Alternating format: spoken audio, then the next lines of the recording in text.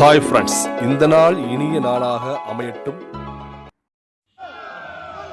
தங்க பல்லாக்கில் மதுரை வந்த கள்ளழகர். விடிய விடிய எதிர் சேவை நடைபெற்றது.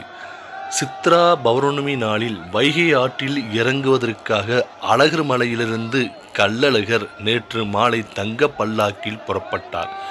அதிகாலையில் மதுரைக்கு வந்த அழகரை 3 மாவடி அருகே சர்க்கரை கிண்ணத்தில் தீபம் ஏற்றி வைத்து பல்லாயிரக்கணக்கான மக்கள் எதிர் சேவை செய்தனர்.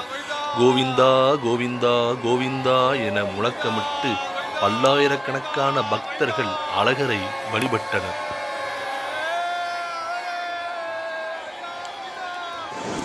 எதிர் சேவையின் போது பிரம்மாண்டமான வான வேடிக்கைகள், கூத்துக்கள், கொட்டு மேளங்கள் என களை கட்டியது.